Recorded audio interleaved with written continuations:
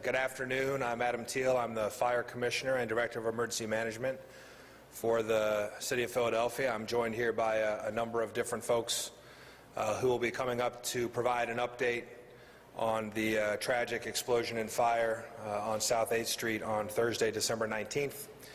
I want to start by, on behalf of all the men and women of the Philadelphia Fire Department, Office of Emergency Management, and I know all of our partners, expressing our condolences to everybody who was affected by this tragic incident. Again, it's a terrible day for us. We're in this business to save lives and protect property, and it's always very difficult for us when, despite our best efforts, we're not able to do that at the level that we want. Just a brief recap of the incident. On December 19th at 11:36 a.m., the fire department was dispatched to a reported fire and explosion. They arrived 4 minutes later and found heavy fire, wires down, and multiple collapsed buildings. As they always do, our firefighters made an aggressive effort to get into the rubble and make a search for life and hopefully a rescue.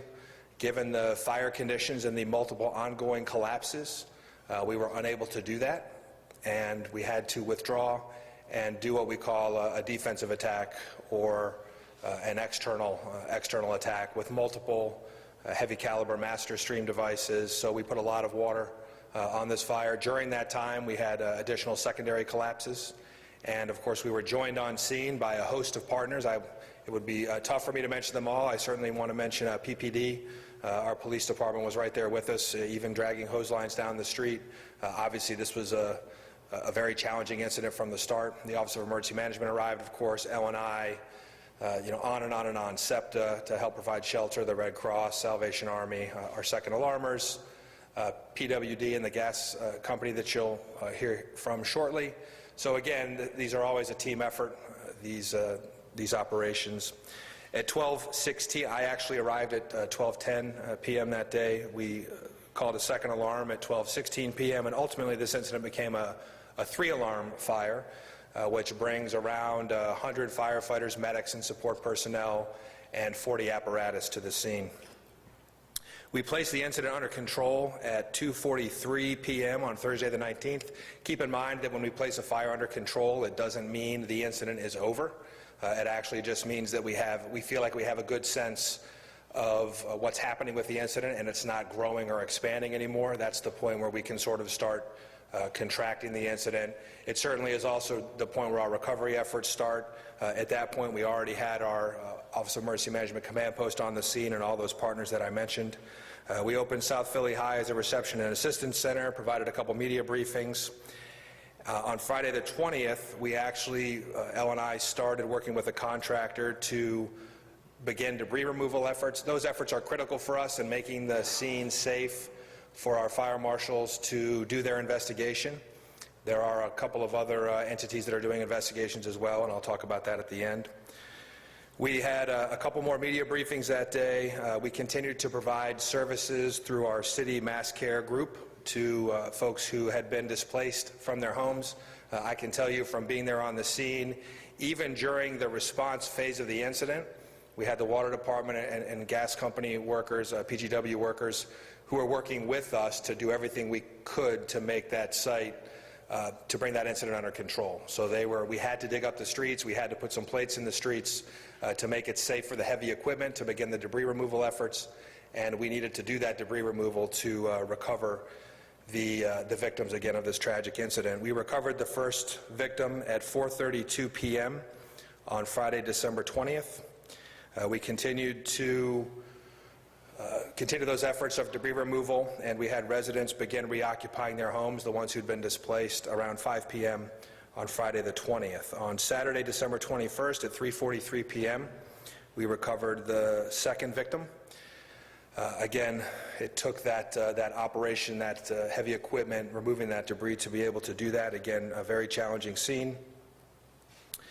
At 6:16 p.m. on Saturday, December 21st, our Office of Emergency Management actually left the scene. Our fire marshals remained on the scene, and we had Philadelphia Fire Department units on the scene all the way up until Monday, December 23rd. It was on Monday, December 23rd that our fire marshals wrapped up their portion of the investigation and turned the site over to L&I. L&I began demolition on the unsafe adjacent structures on the 23rd. We closed out the fire department portion of the incident on December 24th at 6:42 a.m. and L&I continued to complete their demolition activities until Friday, January 3rd. The Office of the Fire Marshal, and again, we always work in concert with the police department and ATF on all of our fire cause and origin investigations as well as explosion investigations. The Fire Marshal's Office has determined that the proximate cause of the explosion and fire was a leak of natural gas from piping in the street. Again, that is simply the proximate cause. The root cause investigation continues, and that actually is a different agency. I'm going to read the statement from that agency, which is the Pennsylvania Public Utility Commission. They couldn't be here today, but they do have a statement that I will read. So this is from the PUC. There is an ongoing investigation being conducted by the Safety Division of the Public Utility Commission, which is part of the PUC's Independent Bureau of Investigation and Enforcement. The Safety Division has worked closely with the Philadelphia Fire Marshal and other agencies during the emergency response and initial stages of the investigation. They are continuing to investigate the circumstances surrounding this incident, along with whether there are any violations of state or federal pipeline safety regulations. We certainly anticipate that getting to the root cause of this incident will take some time, and we'll continue to provide whatever support we need to PUC and our partners as that investigation proceeds. And with that, I'll turn it over to our next partner, Randy Heyman with the Water Department.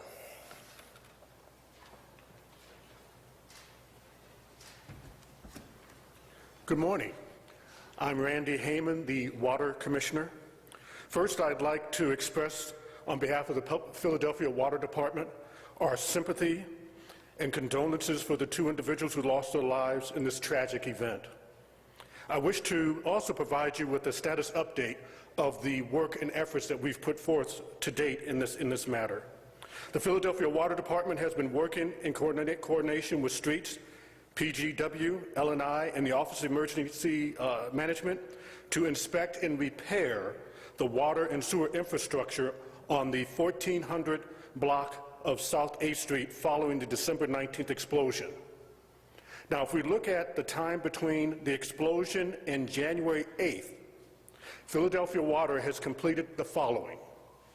We've disconnected the water service lines of the demolished homes from the water main. We installed new valves to the isolated leaks and restore water service to remaining properties. We repaired multiple leaks, 6 of them on the water main, in the weeks after the explosion. These multiple water main breaks resulted in intermittent water services to the customers. Water service was fully restored to the customers on this block on January 9th, 2020. Today, Philadelphia Water is investigating reports of a new leak on the block. We have mobilized a crew to address the situation once a cause has been found. Philadelphia Water customers, customer service and communication staff visited the block several times during the first week of January 2020, and we continue to be available for questions from the public. I wish to note that on January 2nd, Philadelphia Water claims representative visited homes on the block to initiate private property damage claims resulting from water main breaks.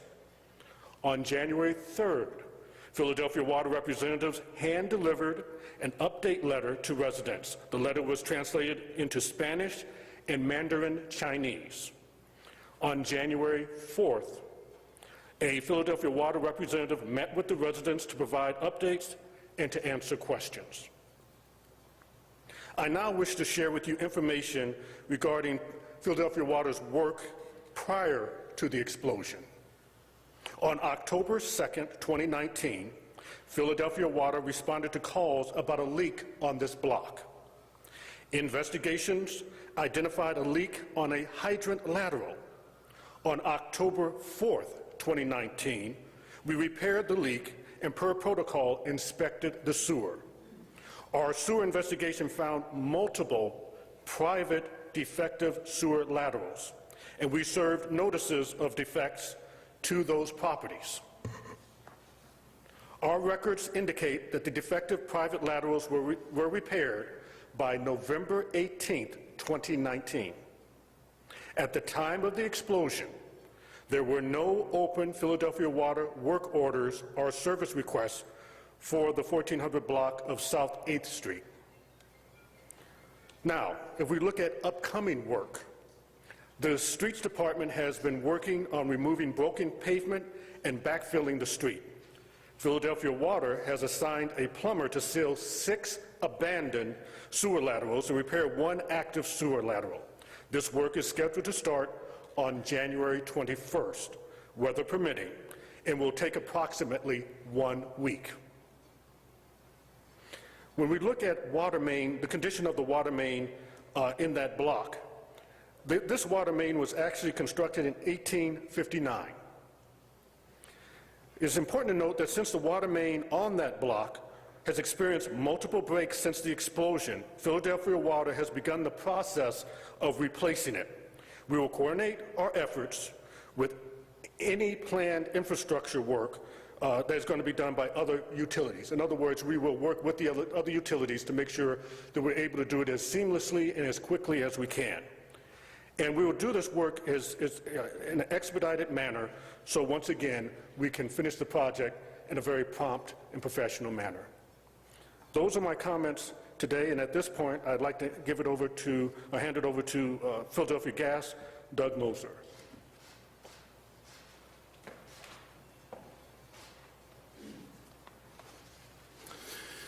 Good afternoon. My name is Douglas Moser. I am the Executive Vice President and Chief Operating Officer of the Philadelphia Gas Works. And I would also like to join our partner agencies in our extending our condolences to the families that have lost loved ones during this tragic incident.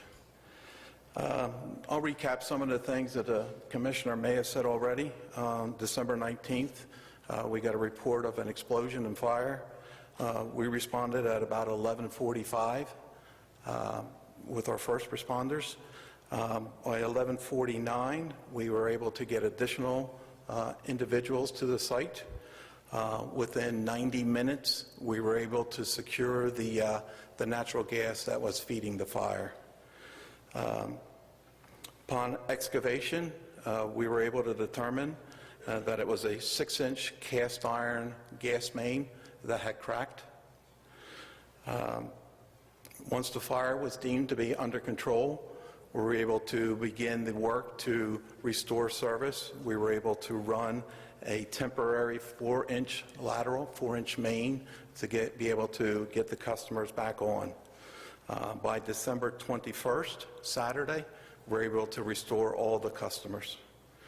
On December 22nd, we were able to get back into the site and remove the broken piece of pipe, and we're going to be sending that out for testing to determine what the cause of that was. As the Commissioner said, this is an ongoing investigation, so we cannot speculate or will not speculate as to what the cause of the crack and break was. We do plan to be back in the area, as the Water Commissioner just said. We will be coordinating our work to put a permanent main back in place as soon as we're able to coordinate that activity with our other agencies. So at this point, I'll turn it over to Mr. Councilperson Scola.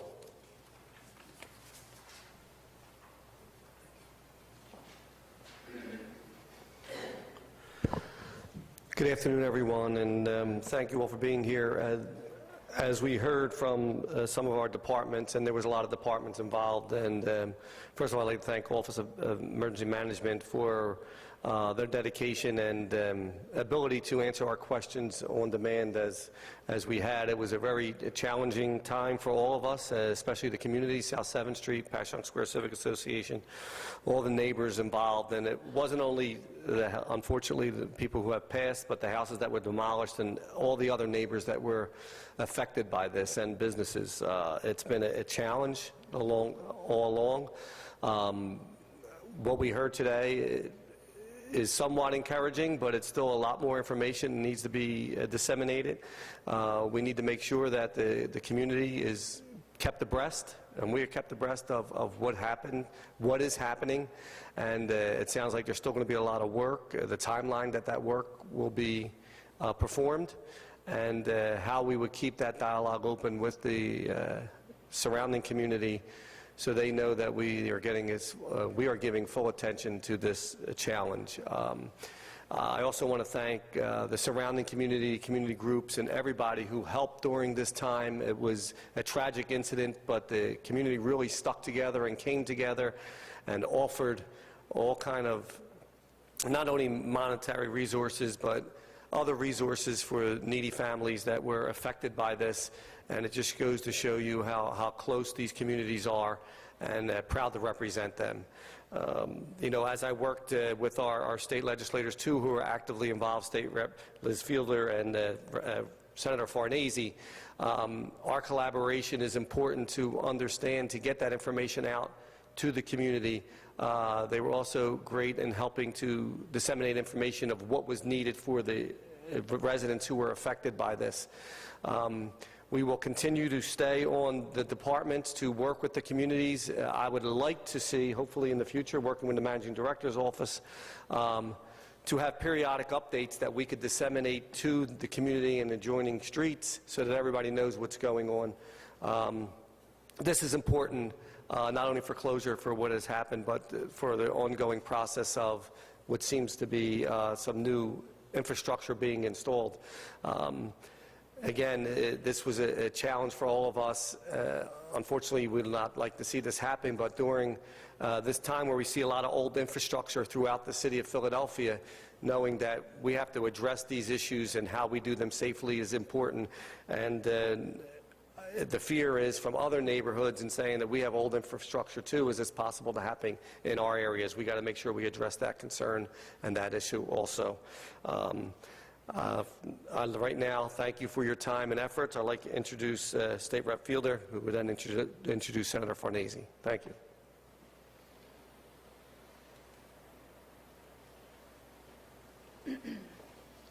Hi, I'm State Representative Elizabeth Fiedler. Good afternoon, and thank you for being here.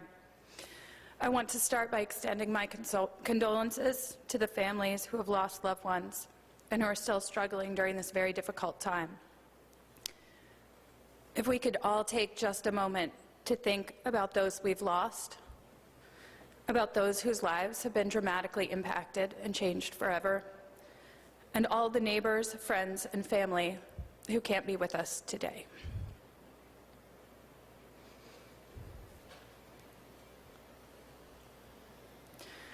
Thank you to the fire department and the over 100 members who responded and helped to keep our neighbors safe. Thank you to the Red Cross, Red Paw Relief, and to the Philadelphia Office of Emergency Management, who worked diligently to support those impacted by the fire, both during the immediate incident and in the weeks following. As Councilman Squilla mentioned, there are still a lot of outstanding questions, and I know that many people in the community still want a lot of answers. You deserve these answers. And my office, we are committed to working with our partners on the state and the city level, the civic organizations and organizations that we've all mentioned, to make sure that you get those. Thank you to the Philadelphia community, who came together in a truly profound demonstration of compassion. From the neighbors who jumped into action at the start of this emergency, to all of those who reached out to us that afternoon and then in the days afterwards with offers of assistance, to the residents who, in just a handful of hours, donated over 100 bags of clothing, blankets, toiletries, toys, and canned food, in a drive that was organized by local civic organizations, along with our partners at the city and state and local civics. The generosity shown has been truly amazing. Our office is still actually full of some of these very generous donations, and so we are on a daily basis reminded of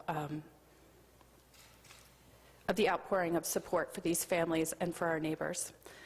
I'll finish by saying that in all regards, our community has truly stepped up to support each other.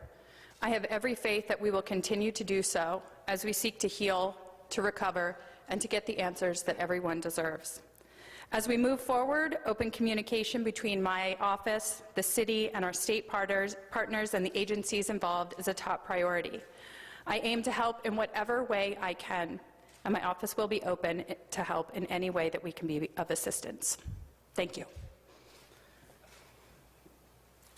Thank you, Representative. And just very briefly, let me echo the comments of the previous speakers. My name is Larry Farnese. I'm the Senator for the 1st Pennsylvania State Senate for Senatorial District, echoing the condolences for those families that have suffered those losses. And also, too, of course, our first responders, fire department, all those that have come out that were there that day. And to echo the comments of the councilman, that it is so critically important that not only during that time, but even now, that the communication lines continue to be open and that we work closely with the city and of our other state colleagues to ensure that information is disseminated to the community. That is one of the most important pieces, I think, that we saw during this very, very tragic time. The love and the compassion that the community showed is always there. In South Philadelphia, they always come together. Our neighbors, our communities here in this city always come together, but the dissemination of information to the communities from city government and from state government is important, and we're going to continue to keep those lines open and continue to work not only with our state colleagues, of course, but with our colleagues here in City Hall. So thank you again for having me here today, and I'll just turn it back over. Thank you.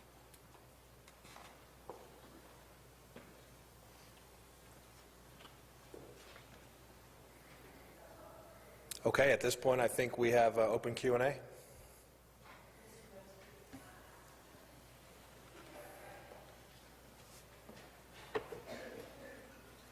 you know how old that cast iron was? 1928. There was no indication that it was leaking prior to this? That is correct. No.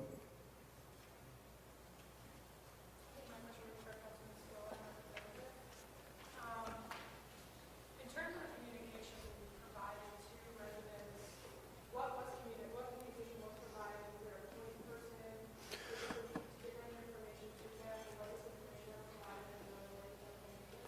Well, initially, the information we received was through OEM, who contacted with us periodically, with maybe every 6 hours or so, would get an update. We would disseminate that information through the community groups.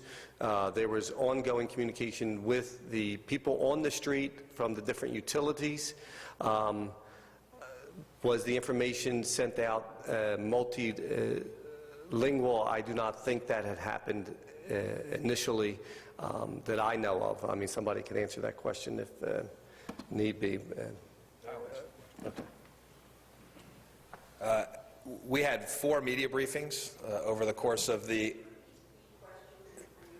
I think the question is, how was the information disseminated? And again, there's a lot of information, so I will speak to how information was disseminated during the response to the initial recovery. Again, we had 3 media briefings on the 19th. We had another media briefing on Friday the 20th. We actually did have a couple of translators for different languages on the scene. And again, you know, our alerts for our Ready Philadelphia system actually go out in plain text, and they go out in English. We don't necessarily have the on-demand capability to translate into the 140-ish different languages that are spoken in the city of Philadelphia. I think that's the last number that I'm aware of. Certainly, we had a lot of people there on the scene who could speak a lot of different languages. What we always need is for folks to come ask us for help or ask their neighbors for help. And again, we saw a great outpouring of support. It certainly is something that we're looking at when we look at our ability to provide immediate text notifications to certain areas, whether or not there's a way that we can figure out and execute with multiple languages. But that's always going to be a challenge given the number of languages that are spoken. And I want to reiterate, too, so everybody can keep in mind, it was a challenge during this incident, as it's a challenge during all of our incidents. We don't know who lives in buildings. If it's a private residence, there's no list, there's no database. So one of the first challenges for us always, as the fire department, whether it's a building fire, and again, we've had many, many building fires since this tragic event. It's always a challenge for us to understand where people are, where they're coming or going. Again, we weren't sure until we got some of the debris removed from these buildings whether or not anybody had just been walking down the street in front of the building. So it's always a challenge for us to assemble all the information during the response and immediate recovery phase, even to have good information to get out to folks. So we always communicate as quickly as we can. And again, at some level, we rely on our media folks there during these briefings to disseminate those messages. But it certainly is something that we're looking at. And again, I think you heard the water commissioner say that when they went out and did their flyers, those were in multiple languages. But other than immediate response, so in this month afterwards, as this information has been discovered, has a meeting been held with you guys to talk about this other than The question is, other than this response of how that was handled on the site, has there been additional information that has been disseminated to the community or the neighbors? Has there been a meeting scheduled?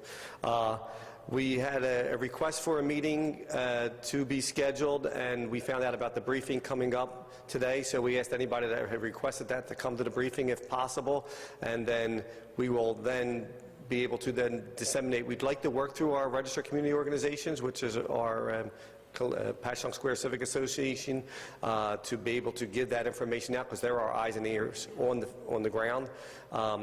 We were looking to have maybe something at Capitola with more information, but we really didn't have much more information to share. As you heard today, is the new information that we received. So we're more than willing to coordinate that again, to have another meeting out into the field with the people who are interested in the adjoining neighbors so they could get more information.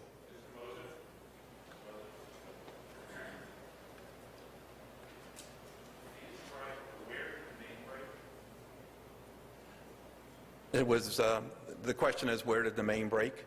It was a 6-inch cast iron main that was directly in front of the 35, I believe it was. And was there any other work done on that main or the gas infrastructure around there? Not on the gas infrastructure, no, sir. What's the usual reason for a crack in the gas infrastructure? Where's some of the common reasons? It'd be too early to determine that right now. Again, it's an ongoing investigation.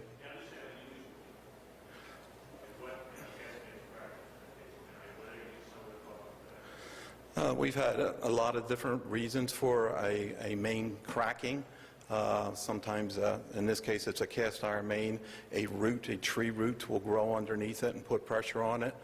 The ground moving underneath a gas main can create stress on a main to be able to create a crack, something like that. So, again, I'm not sure in this incident what the cause was. We're going to be continuing to cooperate with the agencies to determine a cause. Sir, my name is Steve Wigrice, and I represent the family of Brian Deere, Washington Parish, in this tragedy. This tragedy is about a month old at this point. It seems to me that this occurred either because of some action with respect to that pipe, or some intrinsic defect, or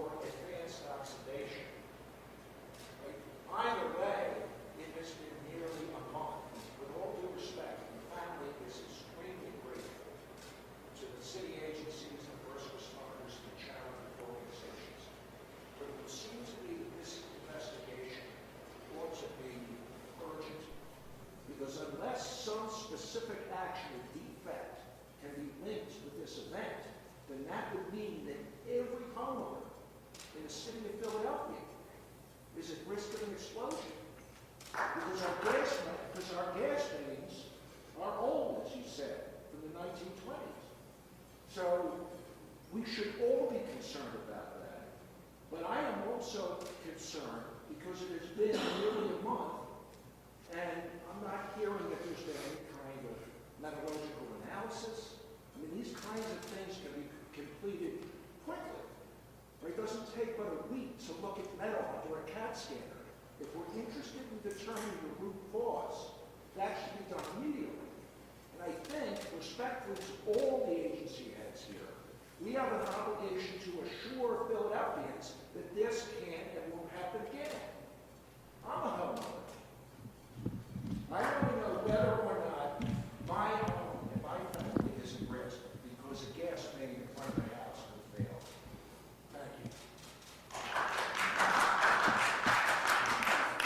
Well, I have a question.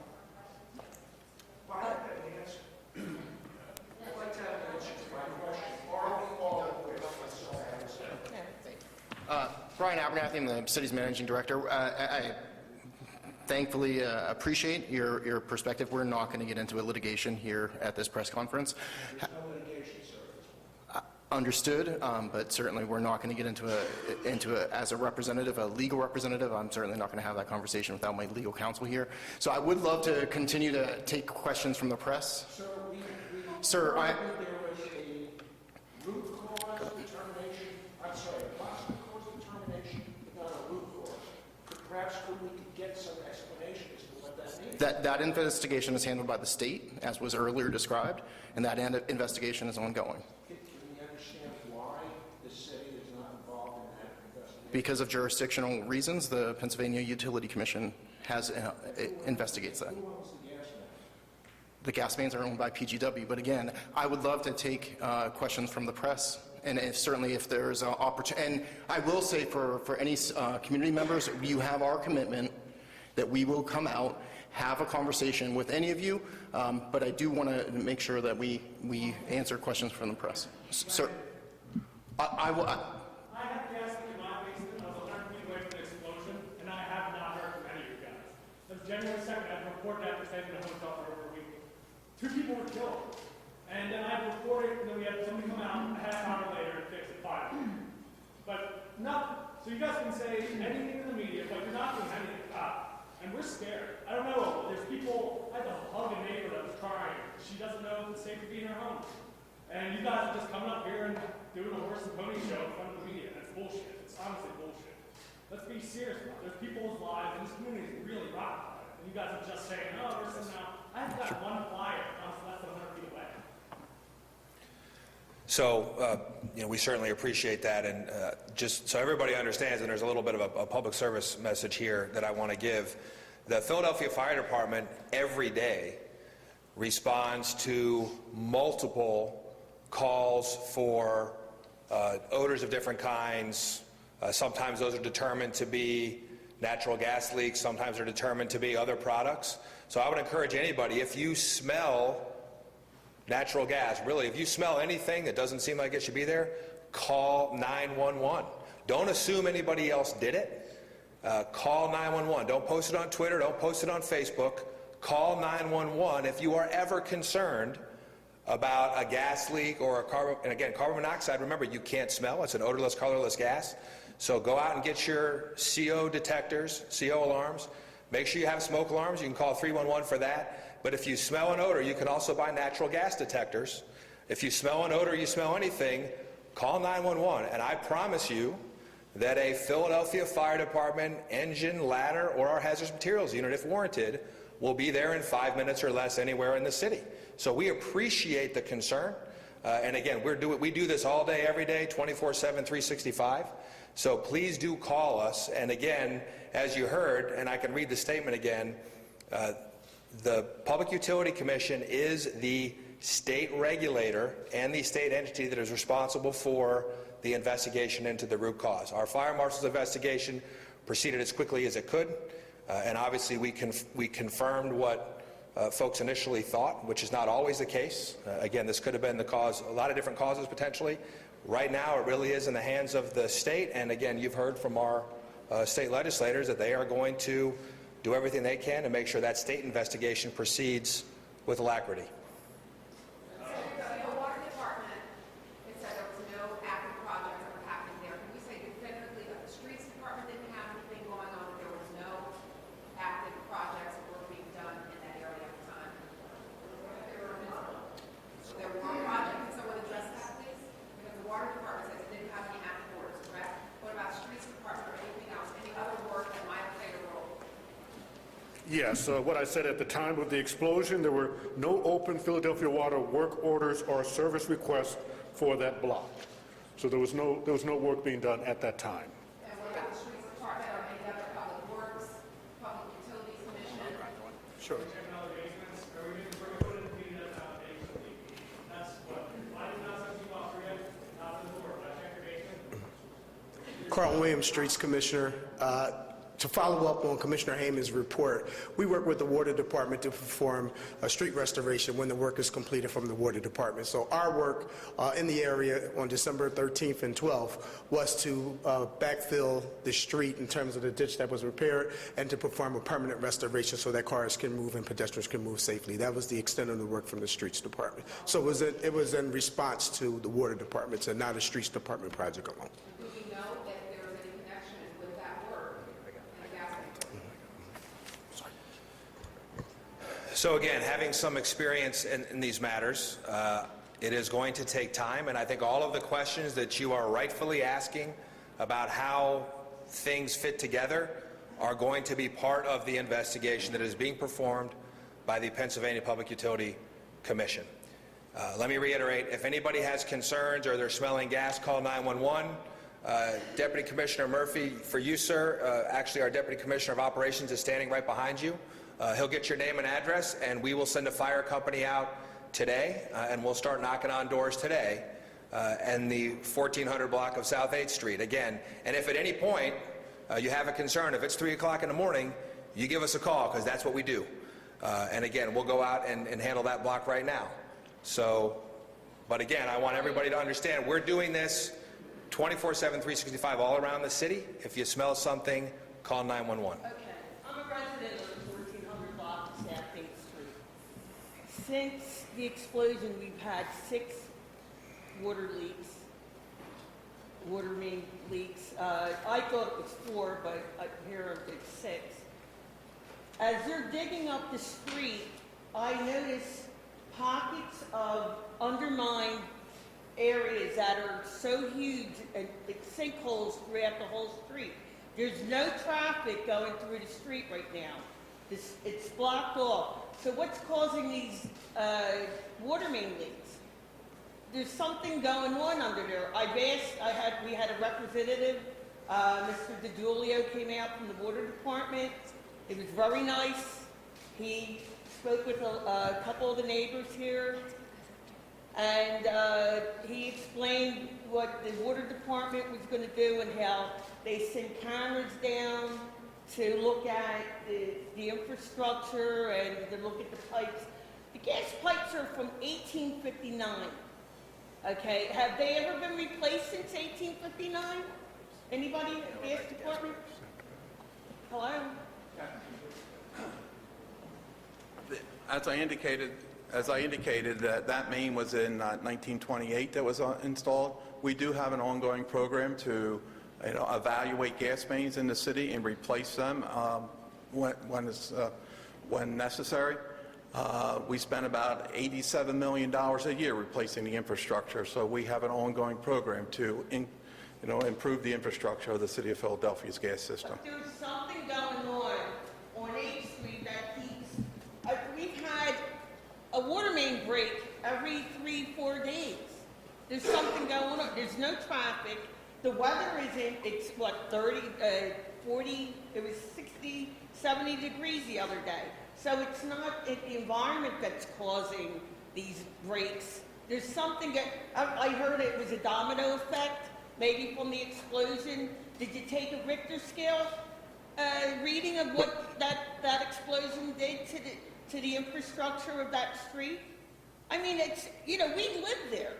You're not, every morning we wake up,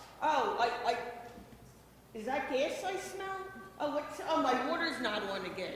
Oh, I can't wash my clothes. I can't do, this is every day we wake up. And until this is settled, until you get the gas, the fire, the water department, street department, I'll sit my ass in front of that street every day.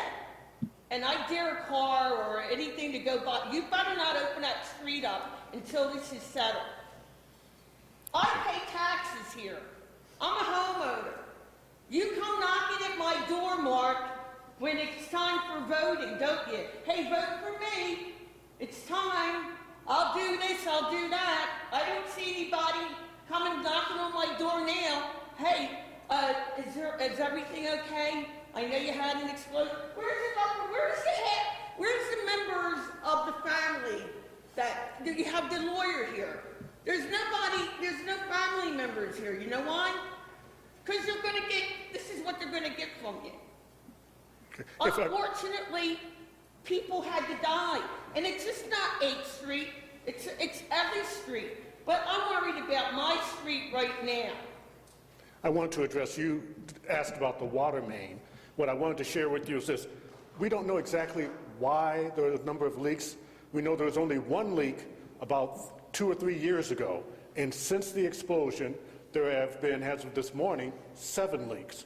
As a result, we don't know the exact reason why there's the leak, but it could be based upon the explosion itself, the aftermath of the explosion, and the numerous heavy equipment that's driving up and down the street to make the repairs. Those are 2 things that could affect it. There could be other elements, but those are 2 that could. The exact reason we don't know. But to address the issue, because I agree with you, to not have had a leak, the last one 2 years ago, and then to have so many between the explosion and now, we are going to work hand in hand with the other utilities to replace that section of the main. And I say to work hand in hand with the other utilities. If they are replacing their infrastructure, we'll coordinate with them so we can do it as seamlessly and as promptly and efficiently as we can. And so I do want to address one other thing. You want guarantees that the street won't be reopened until the work happens? It won't be reopened until the work happens. The water main's going to be replaced, the gas main's going to be replaced, the street will be restored. Not until then, and not until we are sure that all the work is done, will that street be reopened. And I do want to apologize to all the residents. Y'all have been through hell, and I can't imagine what it's been like waking up every day. And if we are doing everything we can to address those concerns, we're trying to do our best to get this done as quickly as possible. It's not going to be fast enough. It's not going to happen as quickly as you want it to. And I apologize for that. And I'm sorry for what happened last month.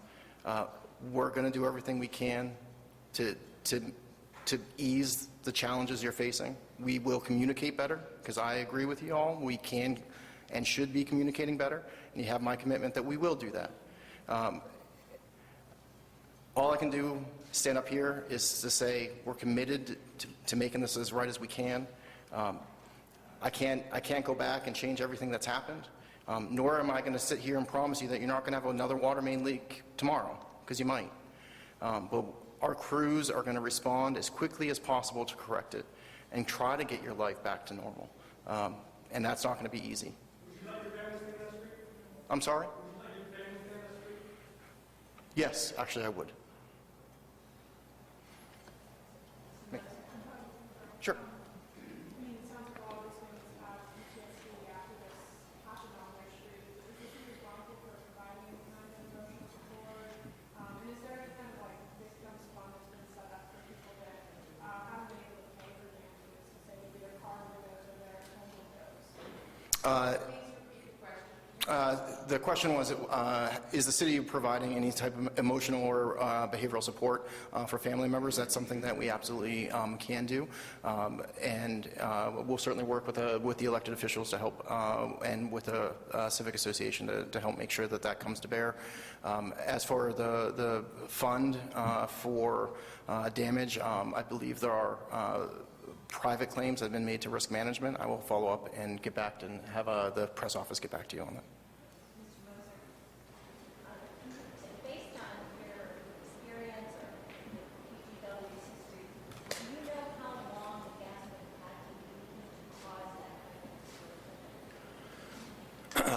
So the question is, with the size of the leak, how long would it have to have been leaking, to cause that type of explosion? It's a 6-inch main, and a main like that, it would happen fairly quickly, less than, 30 minutes, I would assume. And how many names in the city are 2 years old? I'd have to get back to you with that. I don't have that information off the top of my head. No, I would, we range from 1900 to we replaced a main yesterday, so it runs that kind of a gamut, so I wouldn't be able to answer. The fire commissioner said you can call 911 if you have a gas leak. You can also call PGW, and our number is 215-235-1212. It goes to our emergency, leak line, and we will also respond, very quickly.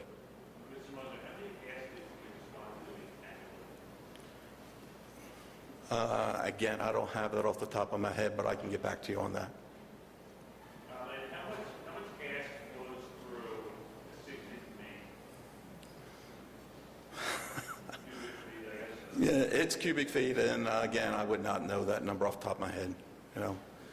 Again, it's it depends on the pressure. This was a low pressure pipe, so the pipe, the gas flowing through the pipe was at a pressure of 6 inches water column, which most people don't know what that means, but that's less than 1/4 of a psi.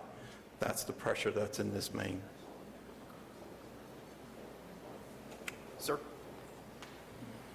My name is Francis Homer. I live at 1441 South 8th, which is immediately adjacent to the properties that were destroyed. The water department did work in October on the fire hydrant. When they left, they painted with spray paint a circle of about 30 feet in diameter that marked the undermined void adjacent to that, which they left open when they left the street, so that the street was supported by a layer of cobblestone and old trolley tracks.